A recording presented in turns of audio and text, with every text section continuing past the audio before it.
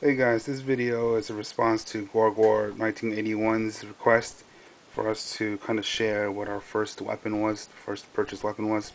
For me, it was actually two pistols, the Beretta 92FS shown here, as well as the Glock 23. But just to shorten the video, so I don't run out of the 10-minute limit, I'm just going to focus on the Beretta 92FS and just do a quick rundown of the gun and why I picked it. So the Beretta 290 FS, excuse me, it's right there. Um, this is the serial number. I covered up with some tape. Obviously, it's not going to come like that. This thing has a 5-inch barrel. It's not like the Glock where the barrel moves up and down. It's fixed. It's in line. The sights are fixed, just white dots, not night sights. Very hard to see when its light is diminishing. This one is made in Italy. Hammer, safety decocker right there, slide catch, and this is double action, single action pistol. Nice, wide but comfortable grip. Any wider, and it I probably wouldn't like it, just because when I hold the weapon, I try to hold it in line with my arm like this. When I first started shooting just on the range, I shot like this, and it was very uncontrollable. I didn't know how to properly hold the weapon. But later on, I learned to hold it more in line with my arm. So as you can see, I can just kind of get my finger on there. And the first shot is double action. And if you practice dry firing this, the snap cap, just double action, double action, double action. After a while, your finger starts to buzz, it starts to sting. But in terms of a single action, when it's back here, it's a lot more easier to manage. The recoil is not as bad as the Glock 23, simply because this is a 9mm, and also it is a heavier gun. The bottom, it's like aircraft aluminum. It's actually blued. It's hard to tell. It just looks like it's all black, but under direct sunlight or with enough lighting, you can actually tell that it's actually a bluish, dark navy color. Magazine release right there. Also the decocker safety lever. It's also on both sides, ambidextrous, and the magazine release can also be switched over here for left-handed people, shooters. The takedown of this gun is actually easier in my mind than a Glock. You just push that button down, and then you just pull that thing down 9 degrees, and off comes the slide. I'm holding the camera with one hand, so I really can't do that. But just to let you guys know, in my opinion, it's actually easier than a Glock, just because with a Glock, you have to kind of get your nails and your fingers to pull on those little mechanisms for the slide to come off.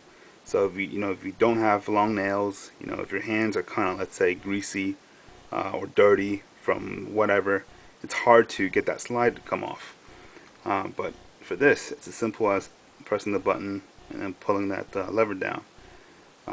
Very generous trigger well, whatever it is called, to let you fit in the glove if necessary.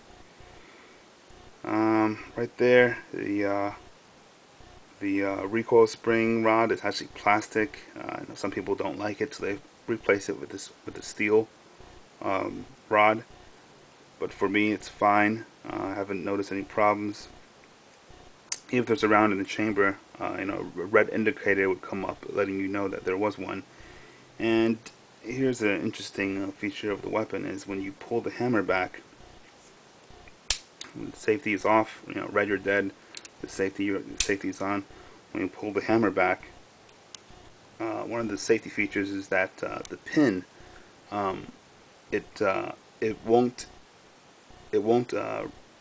go off if you pull the safety back. So right there, you see, I'm not sure if you guys can see this, but that's the for the hammer to fall on the pin, and it'll shoot.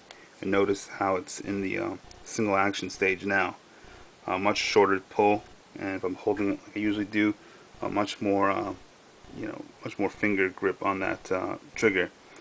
So if I'm just going to put it on safe, notice how it tilts forward. It kind of moves it out of the way, and then the hammer drops back. So it's a great decocker. see what else. Talked about this one is made in Italy. Not sure if I already said that. Great grip. It's 9mm. It's a full-size weapon. It's kind of heavy actually, but most of the weight is in the slide itself.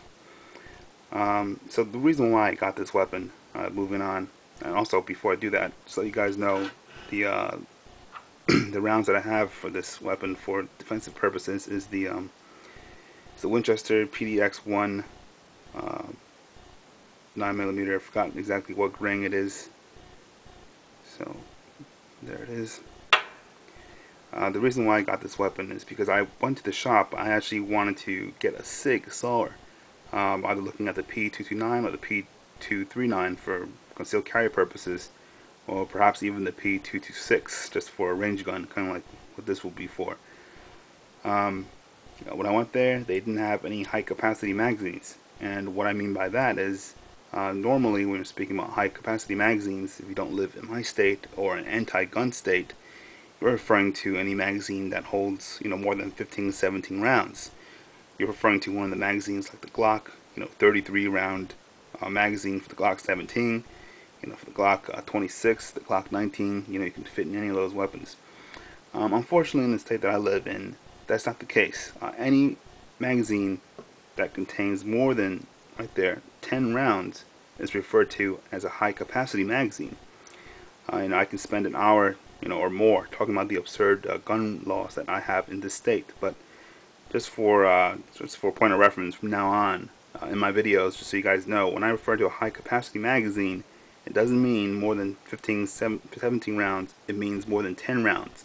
Because in this state, you can only buy magazines that have 10 rounds or less, unless it was manufactured before the assault weapons ban, like these magazines were 15 rounds. So this is actually the de facto standard rounds for this gun. If it's manufactured before the assault weapons ban, yes, then you can buy it, and only if you have a Class A license to carry with a permit to buy large capacity magazines. Otherwise, if you just have any other permit, you can't buy these. You have to, you're stuck with 10 rounds or less. It's just more things I can talk about in terms of permits and the rules of the state, but it's very murky, very confusing. But this is a high capacity magazine, 15 rounds, manufactured before the assault weapons ban. That's why the shop was able to sell it, and that's why I was able to buy it with my permit. And the 6R I was looking at, none of them had the high capacity magazines. So I mean, when I have a gun, I want to have as much rounds in the magazine as possible. And if I have like an AR-15, if I'm stuck with a 10 round magazine from an AR-15, I mean, I'm not gonna buy that weapon, just because unless I can find pre-ban magazines. Also all the new stuff that you guys see from manufacturers like Magpul, we can't buy those unless you want to buy one that only carries a 10 round limit. But again, who wants to shoot an assault rifle, a semi-automatic assault rifle with only a 10 round limit? Anyway, that's just more headaches I don't want to talk about. But